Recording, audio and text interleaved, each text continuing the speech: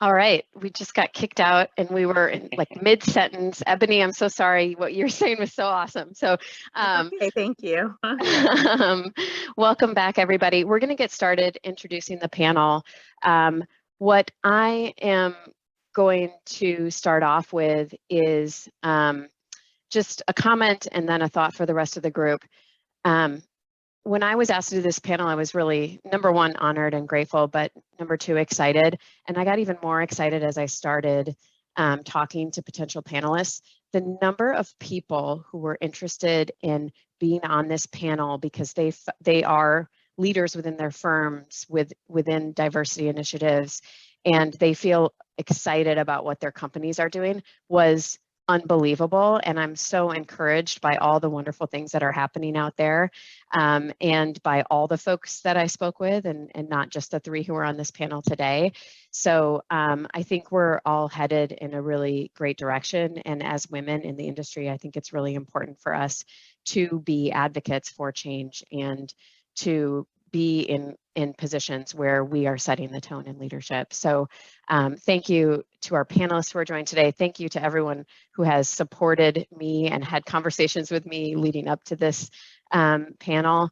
The second thought before I introduce everyone that I'm going to leave everyone with, and I should have done it before the breakout session, is with this DEI series within Crew, it's really important for us that this is a safe space. Everyone is coming to this session today with their own unique set of experiences and understanding. Everyone is on their own journey when it comes to diversity in the workplace and brings their own set of ideas, beliefs, and biases into it. So I would just encourage everyone to be respectful, as I know you will be, and be open. The chat is going to be open. Please submit questions via the chat. You can submit them to me privately if you don't want them to be broadcasted to the group. We will have a time at the end of the session set aside for Q&A. So with that, we'll go right in order of the photos on this. I'm going to ask each of the panelists to introduce themselves and tell a little bit about what they do for their companies, and then we'll get started with the topics that we have to cover today. So Lisa, you are up. Great. So hi, I'm Lisa Cholmondeley. You kind of skipped most of the letters in my last name. And I'm a partner at Gensler in San Francisco. I'm new to San Francisco. I've been here 2 years. I've been at Gensler for 13 years. I was in the Gulf for 6 years. I was in Doha and Abu Dhabi and London before that. So I guess there's another perspective I guess I might bring to this conversation is what do these issues mean around the world? Again, I'm an architect by training, but then I also at Gensler firm-wide am part of our Global Race and Diversity Committee. Then at the regional level with our office director, Howco, have a regional role around diversity and inclusion. And then the last piece is that Gensler has a large research arm, and we have a new research institute around equity in the built environment. I'm the co-director of that. So kind of balancing equity, social justice, and design. Thanks, Lisa. Kristina? Hi, it's so great to be here, and thank you everyone for joining us. I'm Kristina Owyoung Vinson. I'm with Pankow Builders. We are a regional general contractor in Northern and Southern California and pretty much on the West Coast here. We do all types of construction, including commercial tenant improvements, commercial buildings, educational facilities, healthcare, residential high-rise, public facilities. We really like to focus on collaborative delivery, including design, build, and integrated project delivery. At Pankow, I've been with Pankow for 10 years now, and I am the people operations director. And I like to say that I get to support our people and all things that help them be the best at what they like to do. So communications, marketing, culture, learning, development, and typical human resources responsibilities. And Pankow's a 58-year general contractor. So we've been around for quite some time, and it's really been fun over the 10 years to just see how the company has changed in that time being there. So looking forward to being part of this. Thanks. Megan, you're up. Awesome. Hi, everyone. So great to be here. My name is Megan White. I'm our Chief Sustainability Officer at Integral Group. And Integral is a mission-driven MEP engineering and sustainability consulting firm. Our mission is really focused on deep green solutions, and I've been with the company for 7 years now. I spend about half of my time working with global clients on advancing their sustainability plans, action plans, both in design as well as operations. I do a lot of ESG consulting work.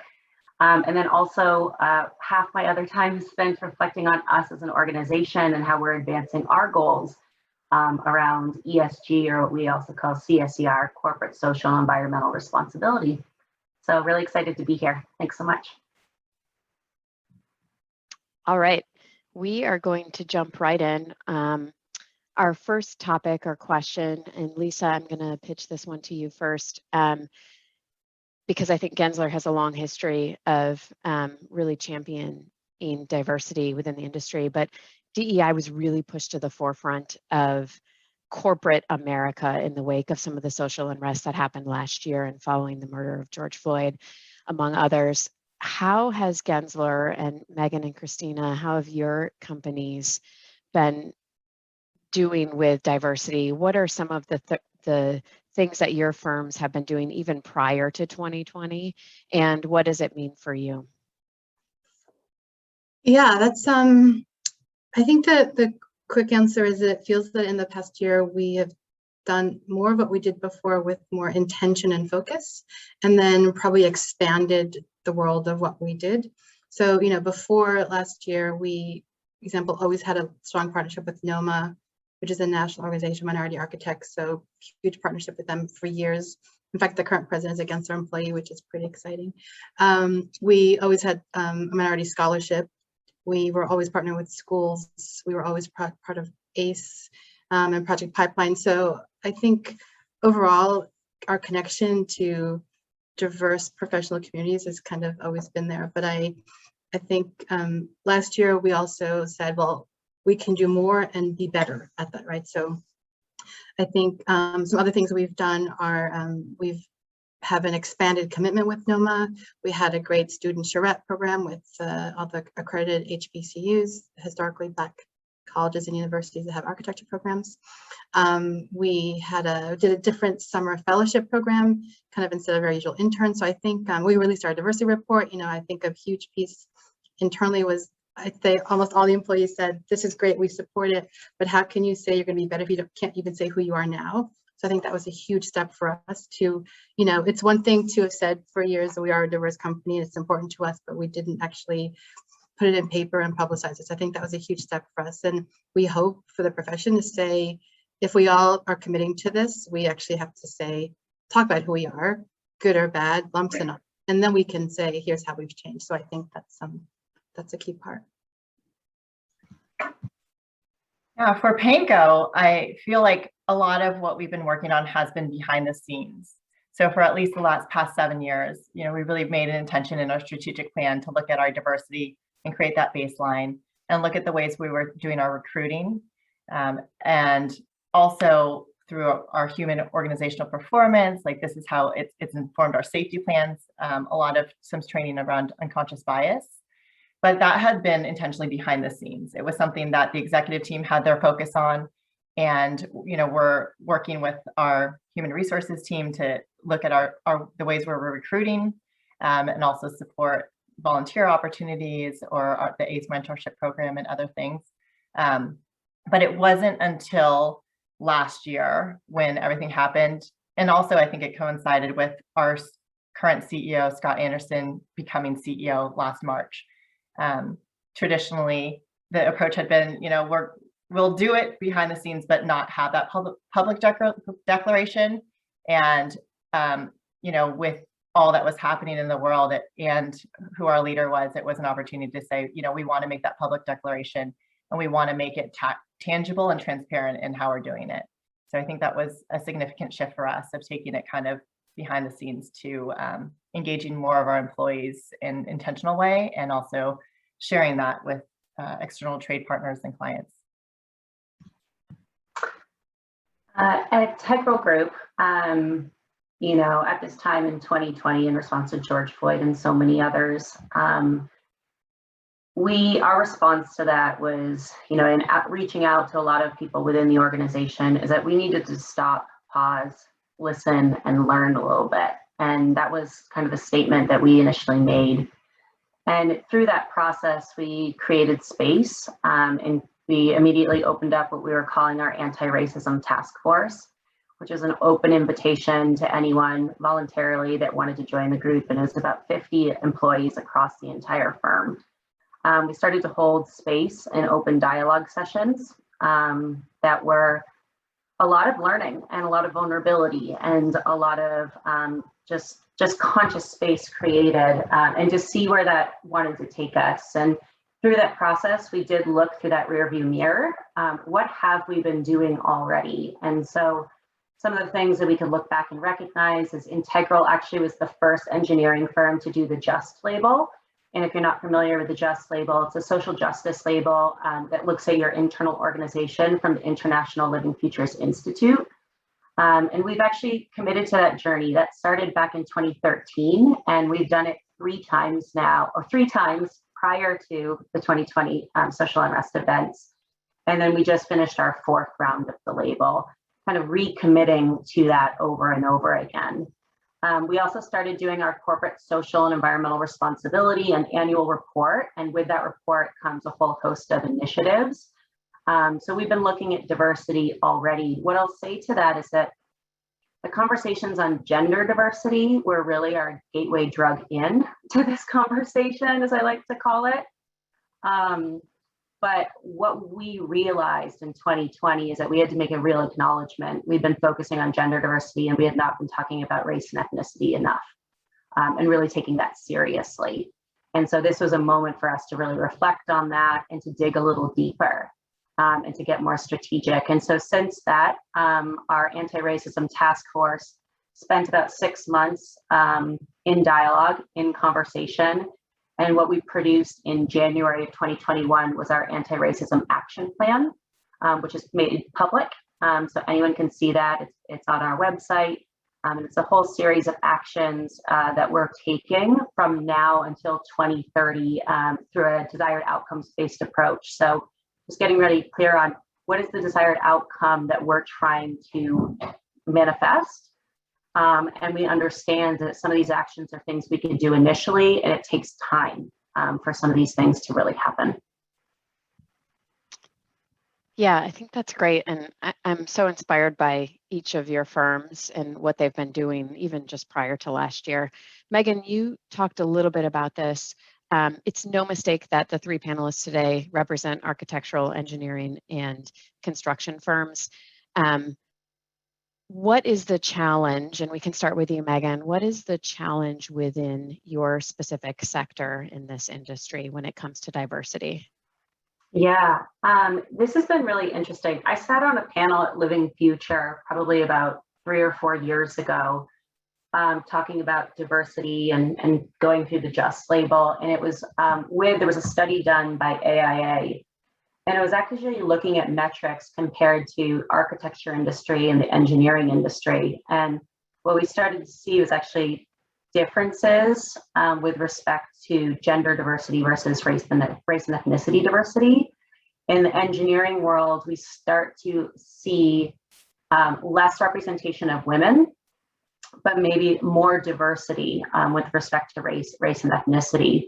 And what we started to notice from our counterparts in the architecture world was the opposite, a little bit more gender representation or parity, but less representation with respect to race and ethnicity diversity. So I just thought that that was interesting, and it gave us a moment to pause, and you can start to hypothesize and think about why that might be. But for us in the engineering side, we currently at Integral Group, it varies region to region, but we're at about around that 30% representation of women across the firm. But when you look at the comparison to engineering as an industry, we're actually pretty far ahead. Women coming out of school in engineering is closer to 21 or 22% currently. And so we recognize everything that comes along with that. Representation matters, and women in engineering, we need to get out there in early education and start to plant those seeds. And so for us, that is a challenge. But what I will say, we don't, when it comes to race and ethnicity and underrepresented minority groups in engineering, there's still a lot of work to do as well.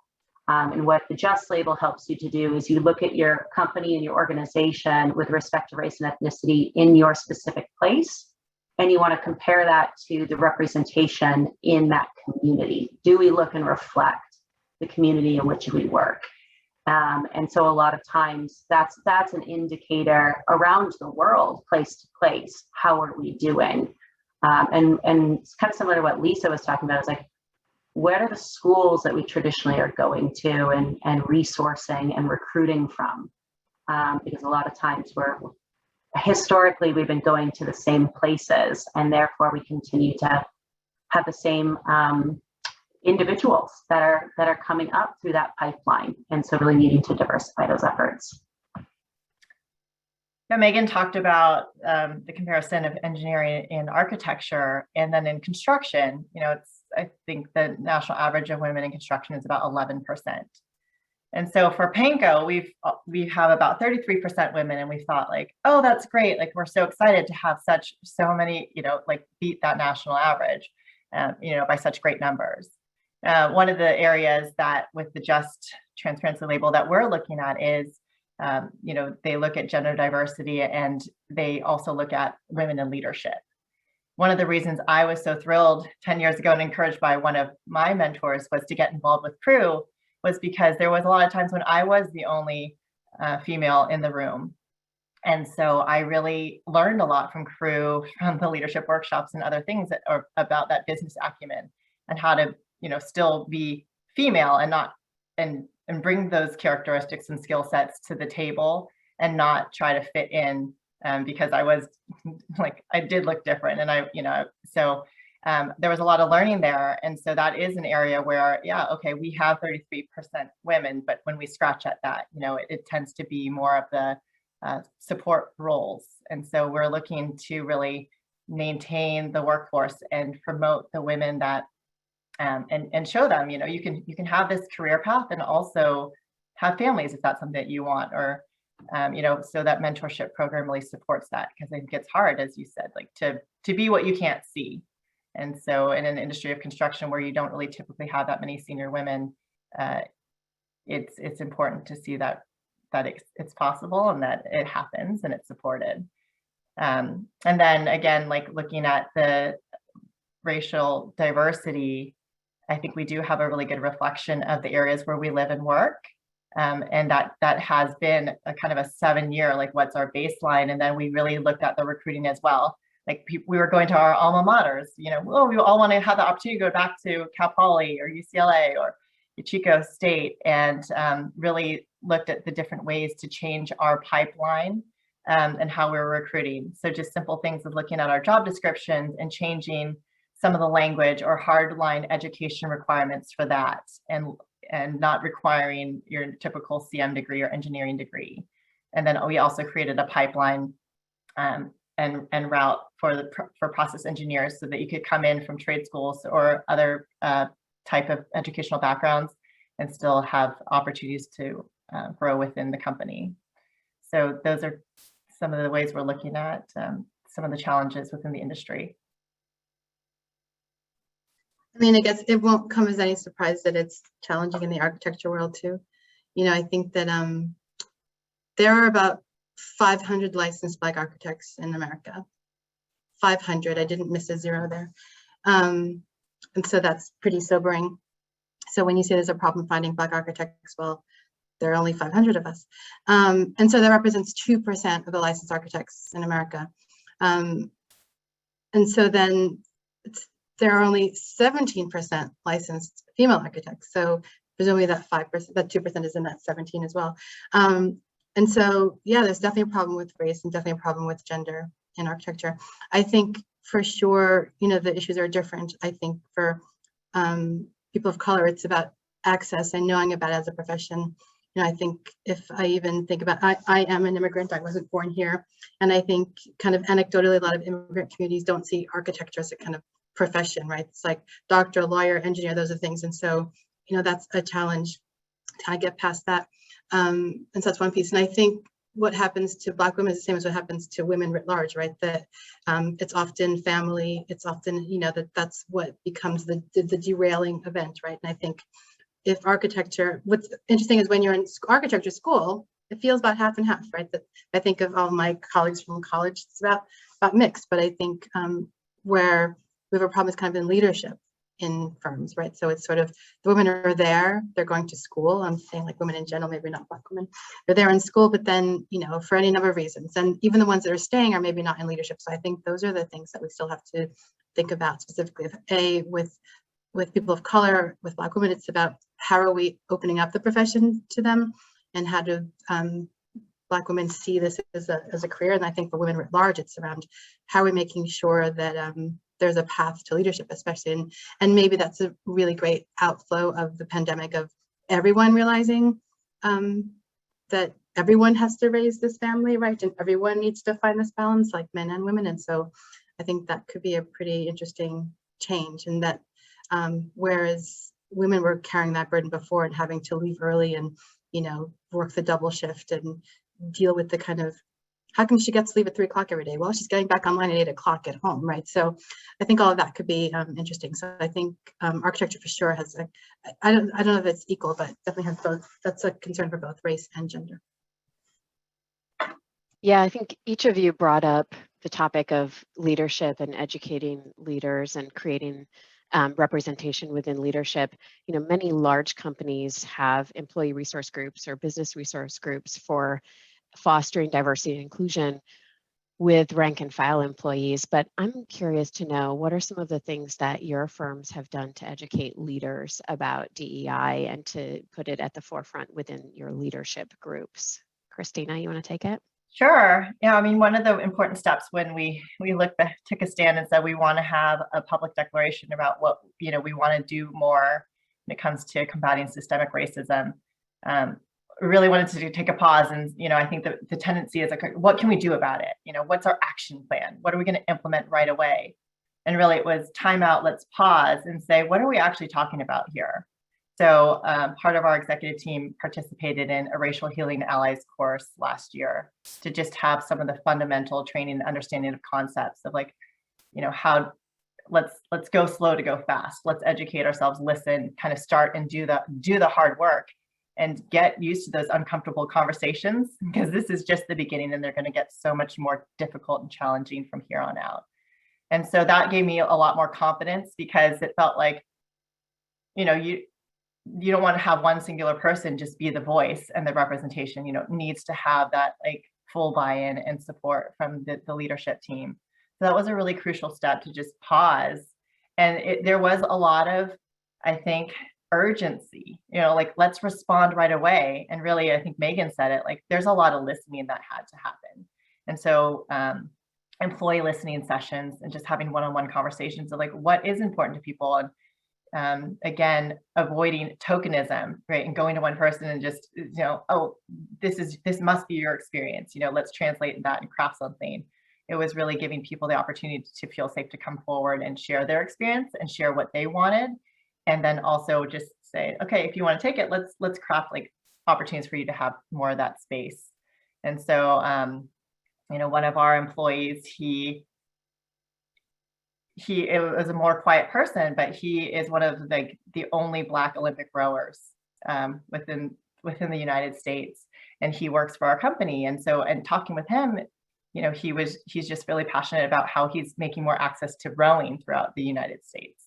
But there was a lot that he saw that was translated into architecture, engineering, and construction. So we just thought, well, let's take that as an opportunity to just open up some space to have conversation around a topic that for so long, I think in the construction industry in particular, has been unwelcome or uncomfortable. And so having that way in to make it an opportunity for him to tell his story, but also to invite others in the industry to have some conversations, and through something that was really personal to this individual and the company. The panelists did an awesome job talking about privilege and access to some of these sports and a lot of the things that we see parallel to our industry and the world. And so I kind of derailed from the actual question, but it was about like opening space and just kind of listening and then letting it be more organic instead of trying to push a certain plan or agenda forward, to just kind of like be open to what was unfolding. I'll piggyback. I got to attend that session and it was so powerful, that storytelling. So thank you for that invitation, Kristina. And it's such an inspiration for everyone. Such a great example.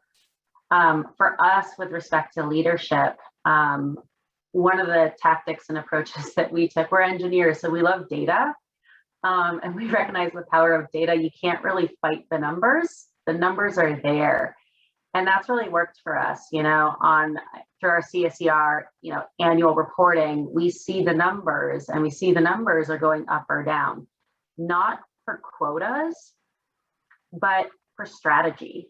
And it's a fine line conversation, and that is really tricky. And we talk about how there's appropriate ways to address that, and there's also inappropriate ways to address that. And so just working with leadership and kind of talking through those strategies and those ideas. But I've been sitting down with all of our regional leaders right now as we're going through 2022 strategic plans, and as they set their targets around people, and say like, okay, well, this is where you're currently at with representation of women at different leadership levels in your region. And my question to them is, who's being overlooked? Because that's the experience that we've had, is that there's this tendency for certain individuals that have just been overlooked, and maybe they're not, voicing their desire for a promotion as loudly as some of their male counterparts or other counterparts. And when people have been given the opportunity, we have all these great examples of women who are elevated to principal level and given the opportunity, they are soaring and expanding, and their services are taking off, and their leadership is really being shown. And they're now like the principal of that office that everyone looks to. And it's just that they've been overlooked for so long. So the data actually helps to drive some of the conversation, at least for us. I have a small point just to make on that comment about the data. And I think that you really hit a strong point where, and what we like to say here is that it's about a promise we made to ourselves, right? That if we understand who we want to be, and again, Gensler is a very numbers metrics focused firm, like in parallel to like strong design focus, that if we all agree we want to be different and look different, then that doesn't happen by just kind of magic and sort of fairy dust, right? And so the numbers are not about a quota, right? It's about, that's the number to be who we say we want to be. So we can't sort of on one side say, one side of our mouth, we want to be different and look different. And then if we behave different, that means something, that will have a numerical change, right? So I think that's it's important to kind of discuss that clearly, because I think people then feel like, oh, I just have to do this. No, that's not the ask here. But again, we all committed to change. Change means we will look different. Change means we behave different. So I think that's a key piece. In terms of what I think leadership, it's easier to discuss maybe in the Northwest region. We did, and we're doing it again now, a kind of session in bias mitigation, and especially talked about it with regards to the appointments process and really thinking through like appointments and evaluation, like how are we as leaders evaluating people and how can bias get in the middle of that conversation, So I think that's been a key piece. And I think throughout a lot of our discussion today, and I think even Sarah, in the way you started the call, there's a lot of work on just the language and the words and the vocabulary, right? That I think these are all, it's like this new uncomfortable space for everyone. And just even, and I forget who else said something about privilege, like even that's like a 3-week class. Like there are lots of words that are part of this work that we maybe all have an idea, but in order to move forward, we need to all kind of come together and talk about what that could mean, or what does bias mean, what are microaggressions? Like we try to spend a lot of time just taking those things apart and making sure we're all moving forward together on these things. I think that's awesome. I mean, we talked a little bit about educating leaders, but what are some of the things that your firms are doing or you're seeing within the groups that you're working with that really exhibit sort of this leadership around DEI in action? Yes, I think I'll kick us off. So one of the things that we became aware of as we stopped paused, listened, and learned is the existence of, and speaking to language, as Lisa referred to, there still exists the language of master and slave in the engineering world. And if you're not familiar with this, it comes through control sequences. And as I heard this for the first time, I had the same reaction that Kim's having in the chat. I said, what? Like, I'm not an engineer, I'm a sustainability consultant. So I had to take a moment to just, can you educate me, first of all, where this exists and how this exists and why? And what I continue to learn is it's not just unique to building engineering. This is in computer engineering and other engineering sectors. And we said that's a problem, and then asked the question, well, why is this a problem? And what was really interesting in this unraveling,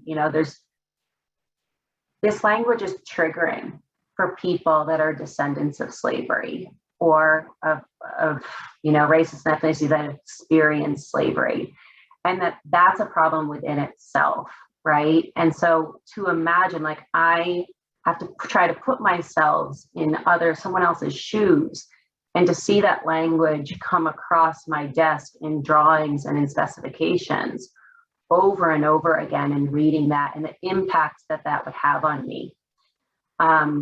Along the way, so my alma mater is Boston University, and I just happened to be flipping through about 6 or 9 months ago, my magazine, my BU magazine that came in, and I came across a student of Ibram Kendi's that is working on getting master slave language out of the engineering industry. And there was a whole article on it.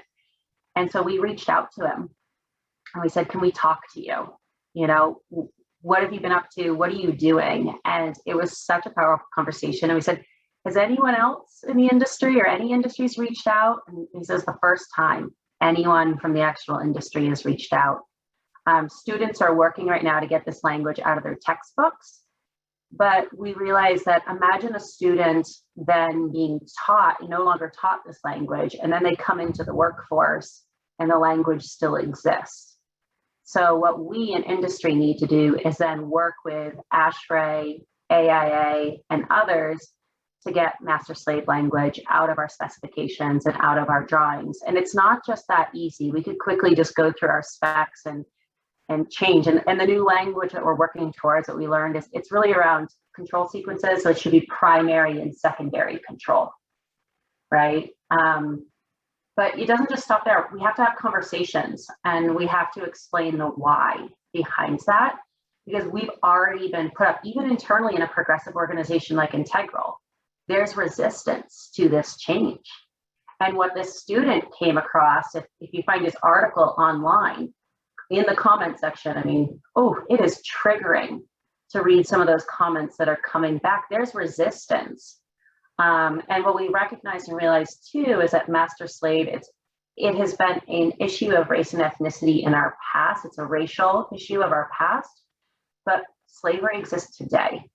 We still also have modern day slavery. And so it's not just a racial issue, it's a caste issue, it's other issues. And so simultaneously, as we're working, and I would love anyone to reach out that would like to sign, we're working on a letter that's going to be going to ASHRAE and AIA. So we'd like to join all organizations to sign on with us to make this request and this ask that includes education. So please feel free to reach out to me and we can bring your companies along. Simultaneously, we're dealing with modern day slavery in the built environment. So if you're not familiar with the Design for Freedom movement, that started by Grace Farms, we're finally exposing where slavery exists today in our supply chain of our building materials. We're aware of this in the batteries, sourcing of the rare earth minerals that go into the batteries as we're trying to decarbonize our built environments. This relies on child labor right now out of the Congo, but the timber industry, wild amount of modern day slavery in the timber industry as we're switching towards mass timber. So this is a problem that we all need to be aware of, educate ourselves on. And so those are two examples of where we're currently taking action.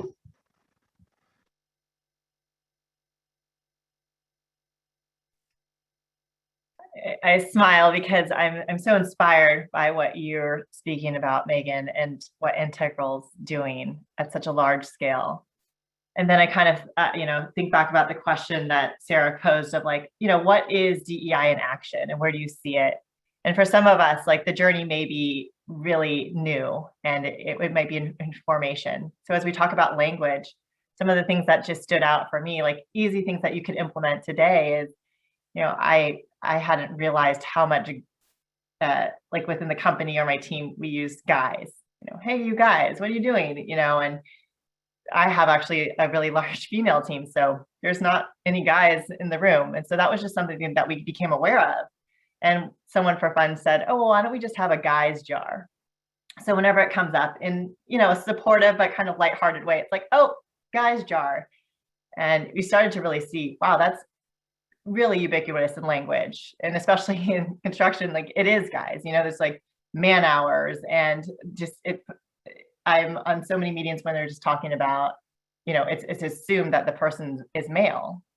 And so just kind of looking at that language and bringing awareness to it is a way to start. And also I've seen, my colleagues in the executive team start to speak more and, you don't want to be the one person correcting everyone and be like the cop of things. And so when other people start to notice it as well, and, they are a straight white male, people are like, oh, they pay attention. It's like, oh, that makes a difference. And so I get really kind of inspired and smile when I feel like supported and other people are starting to like pick up on language or things that just make the space less inclusive. I think that I mentioned before that one of the hats I wear is leading one of our research institutes, and I think that that'll soon, we share all our research with the public and it'll be shareable soon. And what's been really great there is we're looking at all these different ways that in our built environment, there are a number of just inbuilt problems, and they have been how we've made space for ourselves, right? So we have a number of research teams looking at kind of the Black experience in education, and what's happening with schools that are designed in Black communities, or the Black experience in healthcare, and how kind of a history of negligence and abuse affects the way that Black people approach healthcare and interact with health organizations. Or even kind of one of the really interesting ones is a team that's looking at Stone Mountain in Georgia. And if you haven't been to Stone Mountain in Atlanta, it's like literally the largest piece of stone, kind of a massive stone outcropping, but it has this massive kind of Confederate carving on it. And really this, it has a park. And so there's this really complicated thing about space and memory, and everyone uses it, but it has this horrific part of it that's kind of valorizing the Confederacy. So I think that's been an interesting journey around how do we take apart the environment that we look at and really see how there were policies and procedures, whether it's redlining is a kind of obvious one, and how do we now have different responsibility, right? So by looking at the research and then thinking through how can we think about our built environment differently, right? So what do we as designers, what is our role in the things we make to kind of change the cities we live in? So those are all great examples. I'm going to provide an example too, because it happened recently, and I think it speaks to the importance of having your leadership group not just talking behind closed doors about diversity and the importance of diversity, but also voicing it within the larger group. I was just talking, our internship program just wrapped up, and I was talking with one of our interns as he was exiting and asking him about, what was the highlight of your internship experience here? And he was a Black intern, and he said to me, the most impactful thing of my internship was hearing JLL's global CEO sit in a room with a bunch of brokers and talk to us and tell us the most important issue that's facing our industry today is diversity. And it's important for us because we want diversity of thought, we want diverse opinions at the table, and we want people with different experiences to come to the table. And it was one thing that this guy said in a meeting. I was sitting there when he said it, but it is literally the most impactful thing that happened to this guy in his 12-week internship period. So just hearing from the CEO that having a diverse group and company is important, speaks to inclusion and really wanting to have that person there and that person's thoughts there. So those are all great examples though. So thank you guys. Thank you all. Sorry, Kristina. Where's the jar? Learning in action. I love it. Yeah. So we're starting to talk a little bit about recruitment. And I think a lot of our firms collectively, our answer and our initiatives post 2020 in trying to bring more diversity in the firm have obviously been focused around recruitment. What are some of the things and strategies that your firms have employed to create a more diverse pipeline? I think we touched on a little bit before, but really starting with the job descriptions and looking at the language that just is less inclusive or makes someone feel like, oh, that doesn't pertain to me. I can't relate to that. And one of the things that came up was, we like to say, oh, this is part of our culture. Like we like to hire the best, and we like to hire people who are excellent. But that type of language just doesn't land for everyone. And if that's not your experience of trying to be excellent, like that alone kind of eliminates people who would apply for that type of job. And so we took a look at that. And then also the same thing about where we were recruiting. One of the things about COVID that actually was a benefit was we, with virtual, had a lot more opportunities to connect with other schools that we hadn't traditionally been before. And so this year we've had interns from more across the country, like more geographic locations and schools than we have before in the past. And so that was just one of the other things that we've been doing with that.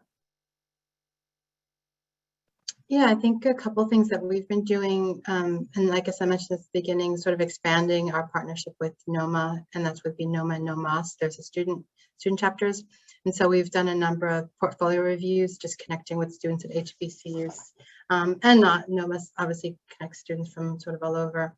We did a really separate design charrette with the 7 HBCUs, so that was kind of really focused. And I think to your point, Kristina, there was a recognition around we could keep going to the same schools and the same network, but we'll keep getting the same people.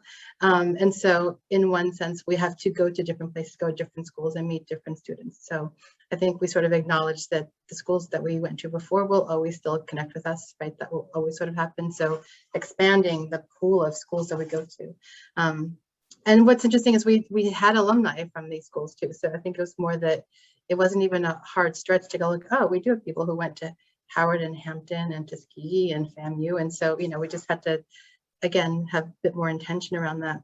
I guess the other thing that we've done is really think about the kind of onboarding process and the kind of whole recruiting pipeline and who is in the pipeline, where are we posting our jobs? We were maybe posting the jobs in the obvious places, but, were we posting it on the Black Marketer Associations? Maybe not. So I think that's been a huge kind of expansion of literally post the job in the places that other people are looking, right? So that's kind of huge thing to do. So yeah, that's about it.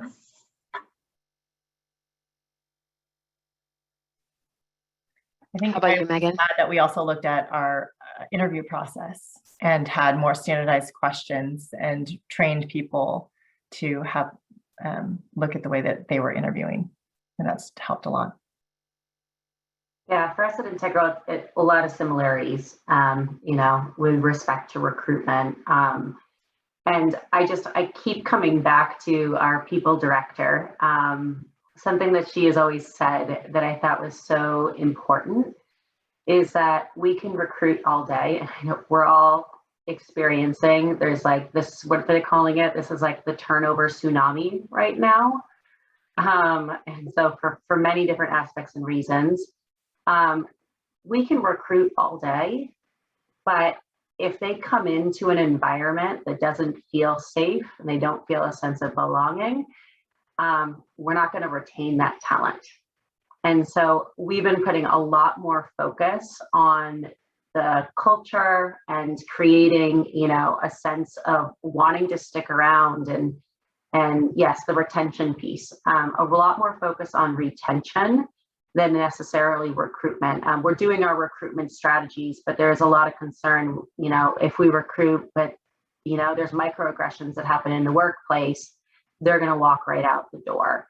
And that is just a lot of energy and time and money, to be honest. And so it's just really not worth it. So focusing right now on that workplace environment and inclusion, sense of inclusion first and foremost, to be able to retain as we start to recruit from all of these more diverse environments and places.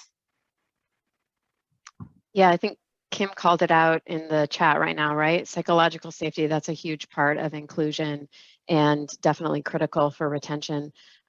Lisa, I'm curious, what are some of the things that Gensler is doing to support retention of diverse employees? I think your example of your intern and the CEOs was a really great one. Because I think that I guess I want to say the communication by leadership around this being important is a huge piece, right? That there are parts of the work that we do at the firm that are about kind of employee-led energy and directives of what they want to do. And, we have affinity groups and what matters to kind of staff writ large. But I think it's equally important for leadership to be saying this matters to us, right? So whether in the middle of project design saying, have you thought about this, or HR interviewing, like in every way that, leadership is echoing the importance of this. And I think that's one key piece for employees of color to understand, that it's not kind of, because I think that whatever the numbers are, like the whole point is they're not the majority. And so I think that's a reality to accept, right? That whoever we're talking about will always be the smaller number in the room. And so they know that coming to the company, but it's how does that person feel like there may only be X of us, but we know that we have a role here and we are part of this. So I think, and part of that is that everyone is kind of echoing the charge. And so I think that's really special that for the intern, that was the most important thing, that in a way he was sort of saying, knowing that I was being seen, knowing that like self and people who look like me are part of the charter of this place. I think that's, so yeah, I think communication, the kind of consistent, constant communication around the importance of this is key. I was just quickly jumping in because Lisa, you just reminded me of like the continuous experience that we're seeing, especially from our underrepresented groups, whether it's, BIPOC employees, women employees, LGBTQ employees, even veteran representation, those with disabilities. When they come in the door and we give them their orientation and we're like, hey, we have a CSER program and we have a diversity council and we have employee resource groups for all of these underrepresented groups. And we're doing our anti-racism work. They're all just like, sign me up. Where do I sign up? Like, wow, like it's such a standout thing. And so, those are the things that they haven't seen in their prior employers. And so it's been something that has been really important to them, that these things exist. So just wanted to add that. Sorry, Kristina. No, I just love this conversation. And as you talked about, Megan, I think, really the retention is the key. And it's about, are people psychologically safe? Do they feel like they can belong? One of the things I really appreciate about Pankow over the past 10 years is there's been a lot of focus on professional growth and development, self-awareness, how I impact others, and, how my mood impacts others, how I show up and what I say impacts others. And so there has been some awareness through our actually started with our safety program, human organizational performance, like how to create a psychologically safe space and use learning teams to listen to those people that are actually doing the work if a mistake occurs, so that they can actually, it's a safe space, and it's not a bunch of people trying to say like, what are the 5 whys? Let's get to the root cause of this. Like there's not one singular cause. It's a complex situation. And so that's been part of our environment of learning for quite some years now. But one of the things that I'm really excited about is we just did a new mission and values rewriting of those this year. And it was a collaborative process, like a much more collaborative process than we've taken before, doing a company-wide survey and then like a company-wide kind of breakout meetings and groups, and then smaller focus groups. And the thing that rose to the top was, people wanted to capture diversity, equity, inclusion. That was so important to our employees. that showed up in the Wordles, like huge and central. And so this focus group created the words, penned the words, belonging unlocks our greatest potential. And with that, it's, we're inviting each of our employees to say, like, what does that mean? We know it's not a one size fits all, but that value statement is so important because it's going to shape our culture and put that importance on it. We actually the meeting before this had this Pankow playbook where people could reflect on the values and what that means to them. We're encouraging them to share that with their supervisors and direct reports so that there is kind of that dialogue, because we know it is a unique recipe for each person. And we just want to listen and learn and start to create that space of like, what does it mean? And then how can we craft programs to make it more of an inclusive and inviting space? But again, it's just go slow to go fast. Don't try to put all the actions together before you really know like what is meaningful for people. And I get really excited with some of the things that like this next generation of new employees are saying, and just how they all have that compelling personal story of like, this is what it means to me. I know what it means to me. I know what I want, and I know how to include others in that. I think that's awesome, Kristina. And I think Pankow is a really good example of the fact that you don't have to be a large company to have a DEI initiative or program or to be focused on diversity. What are some of your thoughts on that? How did Pankow get started, and how do you keep the momentum when you have a lot of folks who are balancing their day-to-day jobs along with some of these other initiatives? Yeah, I think that's really kind of the biggest learnings is go slow to go fast, and also just create space. Like it's good. I think Megan said it takes humility and vulnerability, and that's not necessarily a comfortable place to be. But I think having the support of the executive team and the leadership to be on the same page with that, because it does take each person to have a conversation and be an ally and show up. And so I think just general education of like, what are we actually talking about and what's important is a very important step, and it's a meaningful step. And you don't have to have a huge budget to start really creating space to listen to your employees. And then, time is often a big thing, but we do find that when people are passionate about something, within reason, if you have some clear parameters and milestones of what the group is up to, that can help too. So I know myself, like sometimes I feel very overwhelmed of like all the ideas and how to synthesize that, but it's really just like, what is the one next step? And sometimes that's going to be a really terrible step, and you'll have to learn from it and humbly say, I made a mistake. We didn't really, that was too fast, right? We moved too fast there and we weren't ready for it. So the opportunity to just check and adjust, I think, is really important. Start small. That's great. Megan, Integral, I think, is a really large company, but I know that you've done a lot with the number of folks that you have. So what are your thoughts on that? Yeah, it'd probably be considered almost a mid-sized company, but we are global, right? So, we're currently at like 700 employees around the world, 5 different countries. And that's the biggest thing that I would want to shine a light on is these dialogues and these conversations around diversity, equity, and inclusion. There's similarities between our different regions, and there are some real uniquenesses. And so we too have gone on this journey and a lot of learning along the way. One of the things that's become really evident is starting to understand this, again, back to language and terminology, underrepresented minority groups. And those who are minority groups in certain regions may not be identified as minority groups in other regions. So, the example I give to that is we just had an ARTF open dialogue session on anti-Asian hate.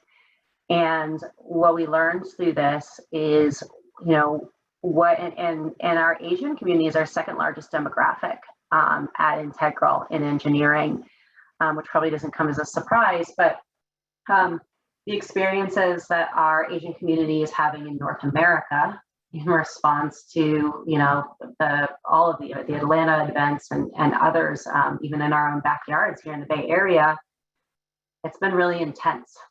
And so we held space for that conversation. And then as we started to talk to our counterparts in Australia, they're not having that same experience.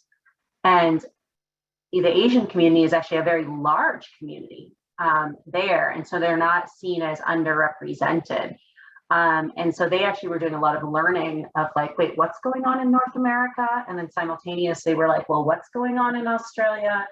And so that's been just really fascinating and interesting. And again, there's parallels, between what everyone's experiencing with racism in their place in the world. But there are those nuances and those uniquenesses. And so whatever we do as a firm, we can't make that a blanket statement. And it comes off sometimes as very US centric, right? And that has an impact on the employees and staff in other regions. And so we just have to continuously be more globally conscious of what's going on around the world.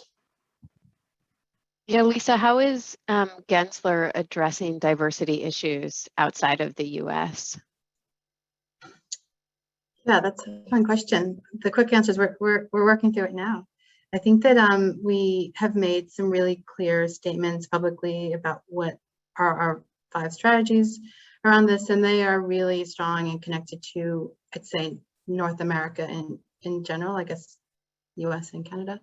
And what we are learning is around the world, it's different, right? That it's not that there isn't racism around the world, obviously, but it's not Black and white or Asian, and like it's different, or the power structures are different. And so in some countries, it might be more gender that we have to think about in terms of diversity. And then frankly, we work in a number of countries, we have 50 locations, which means that we also work in countries where this is not part of the public conversation. This is not something that's important to clients in many countries in the world, right? It's not filling the airwaves the way it is here. It's not part of the general conversation. And so it's really kind of walking a fine line of maintaining, what matters to us and how are we always true to our beliefs. And I'll give an example. When I was working in the Middle East, I was in Abu Dhabi and I had a client, and I'm sharing her gender and ethnicity because it's important to the story. And she's a Filipino woman with 20 years of experience, absolutely capable employee, colleague. And she was leading a project and really felt that the client wasn't responding to her, and really came to me and said, look, I really think it would be better with a white man. I kind of laughed. I was like, well, we don't have one for him. Like, he's got you and me, so he's kind of screwed here, isn't he? And so I said, well, up to you. Like, I don't have a white man to sub in for this right now. So like, I really don't have another player here to do this. So how do you feel? What do you think about this? And I said, do you want me to come with you, or what do you want to do? And so that was just a really interesting conversation around, I can't swap someone in for this person. And I understood what she was saying. And I went to one meeting and I knew what she meant. And so I went one time and then I was like, I think you have this, and maybe in some sense, she just needed me to tell her, you got this, you got this. But that's a real case of kind of in an environment where it is often that the client prefers a certain gender and ethnicity.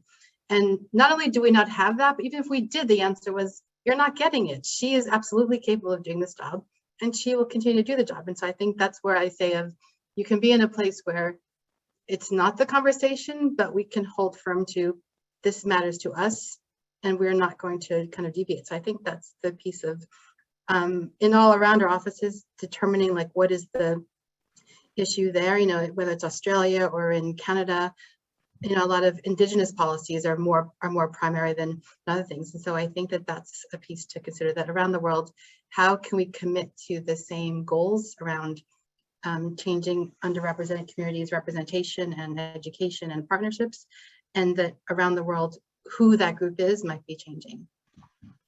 And I think just to add to that, Lisa, when we were talking last time when we got to connect, the other piece that we're seeing different around the world is on RFPs. Let's get from the business perspective, RFPs are coming in the door and they're asking for this data for your firm, and it's different place to place. So what we see in the US is a lot of questions around what social equity and diversity, right?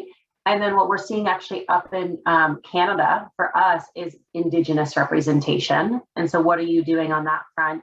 In the UK, it's all about social value. And so the social value metrics coming out of the UK are saying, how much are you doing to pour back into your community?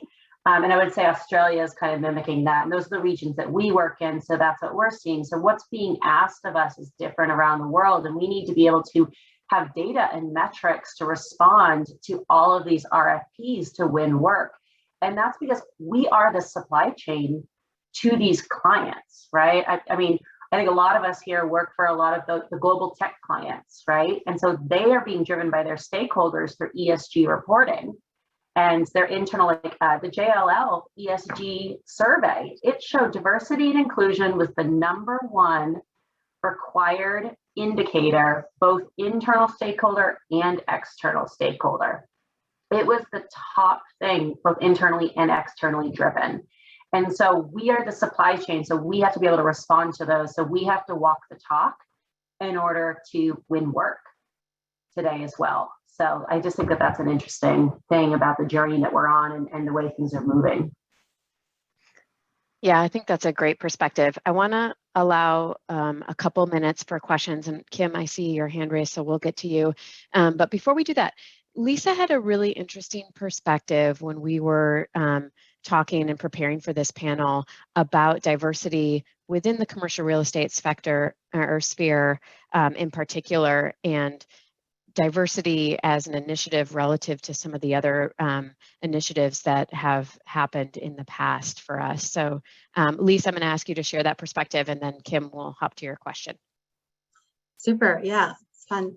Yeah, we were talking about the fact that, you know, right now, the changes that we imagine, I think that I just went to a lecture where the person was speaking about, we spend so much time saying what we're against and not so much what we're for. And, you know, the idea that we should be thinking about a hopeful future, but the idea that we will find a way through this and we will change our industry, like that's, I am a hopeful person, so I accept that as a given.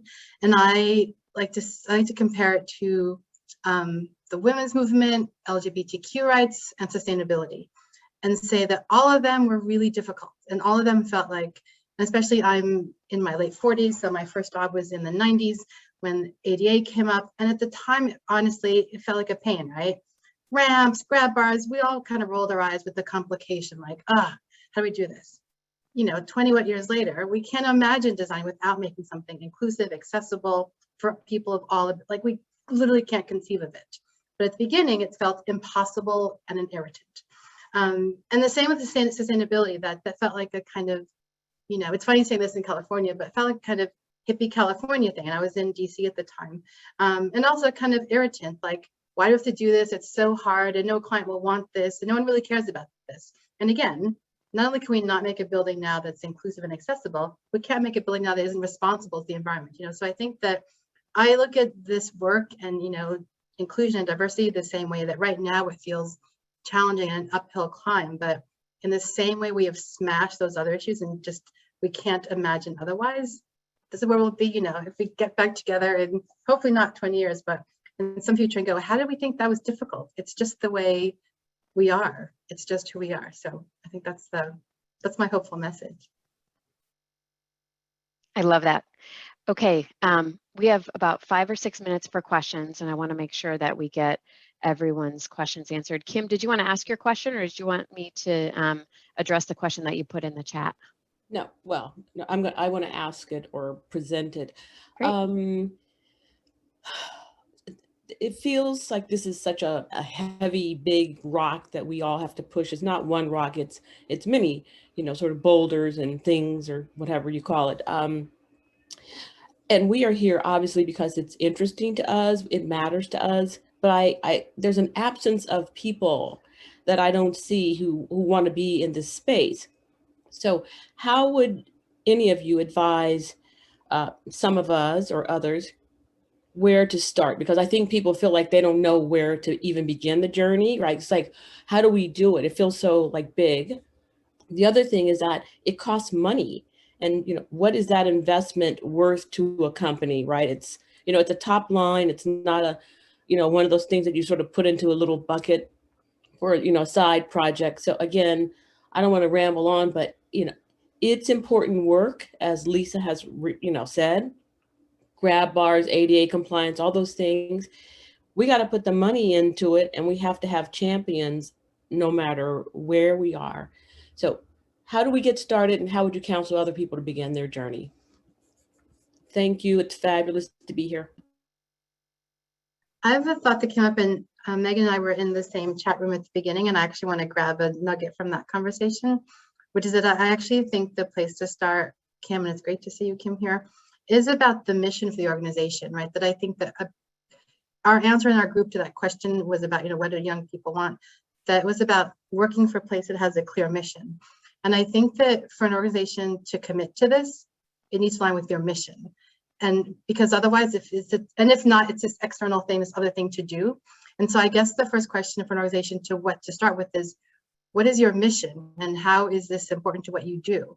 Because once you can be clear on how diversity matters to who you are as an organization, who you want to be, or what you want to do, because it could all be kind of perspective, then what to do kind of follows. But in a way, if it's not part of your mission of who you are, who you want to be, then it's going to be hard to bring anyone along with you, because it will always feel like, this thing I have to do, right? So if that means you have to change who is in the company or what the company means, and it could mean that, right? That might mean it's a difficult question, but to me, none of the work that any of us have spoken about is happening without the leaders caring and our companies caring. That is part of who we are and who we want to be.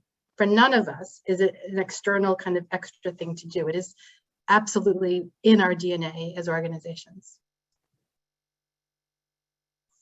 I love that so much. And I'll just add, it sometimes feels like a broken record, right? And it can feel really heavy. I think that's what you were kind of saying, Kim. It's just like, how many times do we have to keep saying it? And I have this great friend who's this like amazing marketer and communications lead. And she would say, you got to say it 7 different times, 7 different ways in order for anyone to hear it. And I think when it comes to something like this, I'm going to say it 70 different times, but it's catching on and it's being driven. And I think we're going to continue to see this. I was just